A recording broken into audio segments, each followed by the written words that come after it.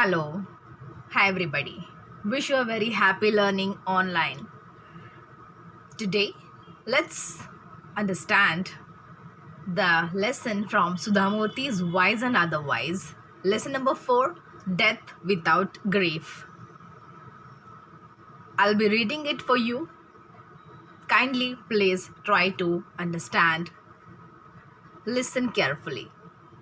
It's as simple as every time Sudha Murthy is talking to us. So, let's begin. Death without grief. Life has become so busy in a big city like Bangalore that we hardly get to know our neighbors.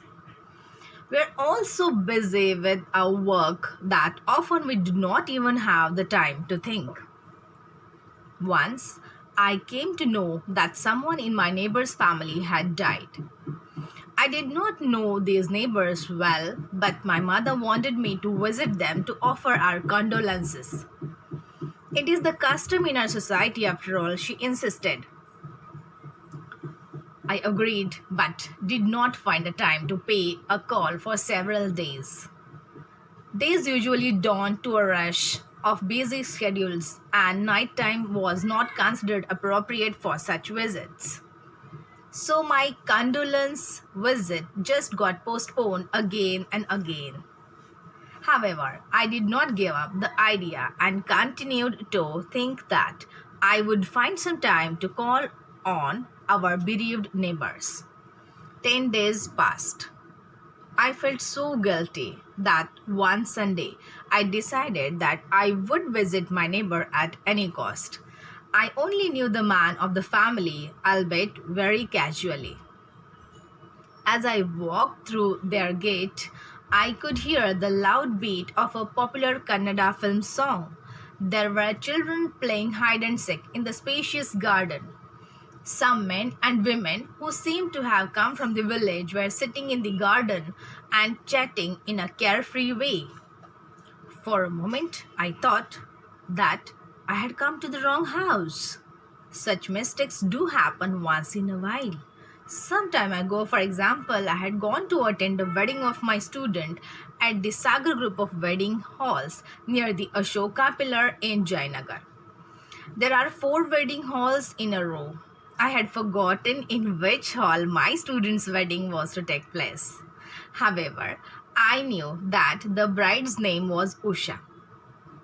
When I looked at the flower-bedecked welcome arches, which mentioned the names of the couple, I was taken aback. In 2 of the arches, the bride's name was given as Usha. I could not remember the groom's name. I did not know what to do and just stood between the 2 halls waiting to see a familiar face. Here in my neighbor's house, the music and gay atmosphere was so unexpected that I thought of going back home to ascertain the correct address from my mother. Just then, the head of the family came out and saw me. He looked excited as he called out, "What a surprise! Please come inside. I think you are coming to our house for the first time." I had no choice but to go inside. As he went in and called his wife, I observed the big house and the way they had furnished it. The living room was quite large. There was a TV in with a VCR in one corner. Kaho Na Pyar Hai, a popular Hindi film, was playing on the video. The room was packed with so many youngsters that they managed to occupy a big mat, 3 sofas, and even the entire carpet. All of them were watching the movie with great interest. There was no place for us to sit. But the man of the house managed to move a few kids to the floor and made some room for me to sit down. The handsome actor Hrithik Roshan was dancing on the television screen. The youngsters around me were all tapping their feet. A servant arrived bearing a tray of snacks and a cup of tea. I was now faced with a problem. Considering the nature of my visit, I wondered whether it would be appropriate for me to partake of the snacks. My instinct told me that it would not be correct for me to eat But I also realized that it might seem rude of me to refuse. So I found an acceptable excuse. I have not yet had my bath. I cannot eat now, I said. That, of course, did not solve my real problem.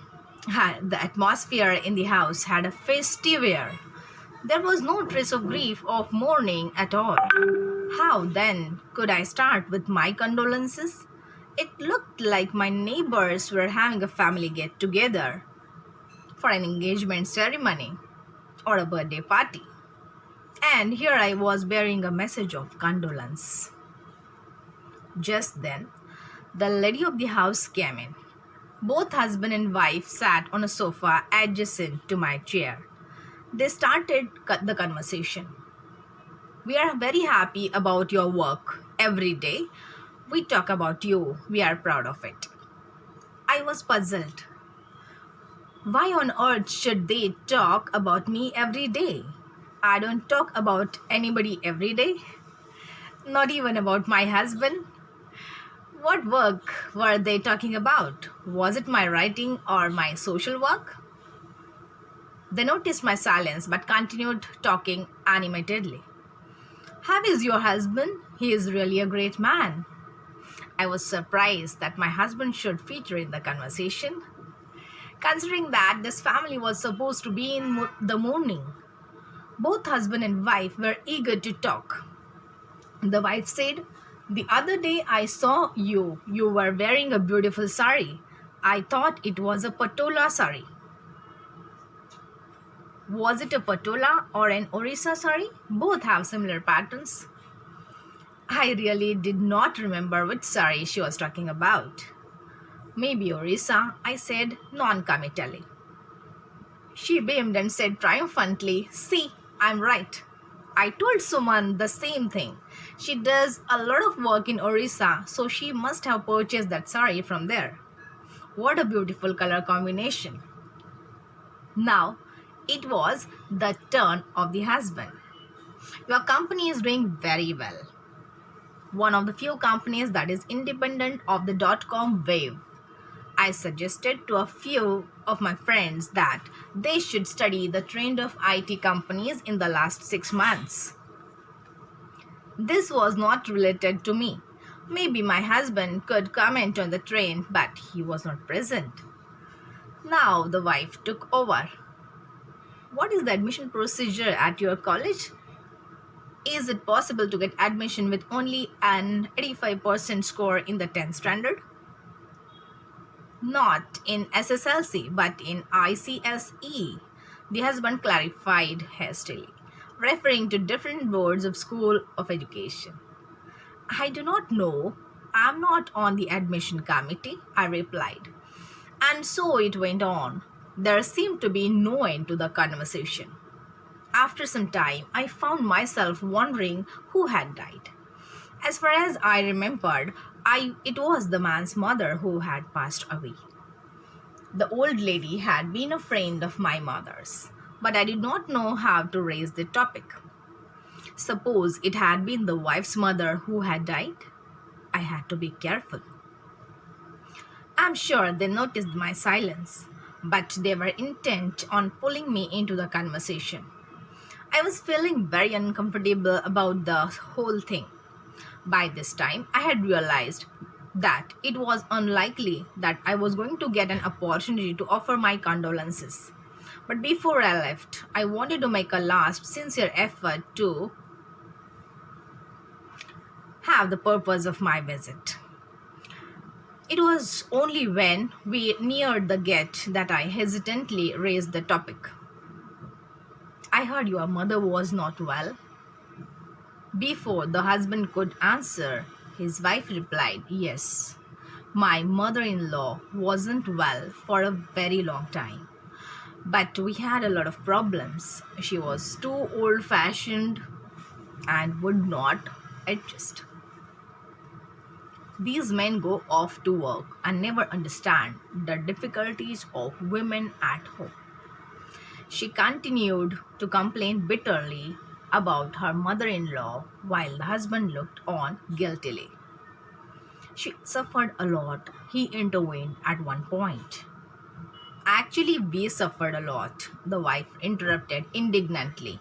Of late, she was bedridden with a stroke.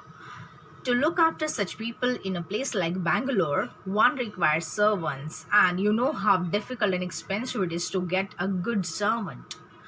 I was so tired of looking after her, it was good riddance. The lady's tone was harsh and cold.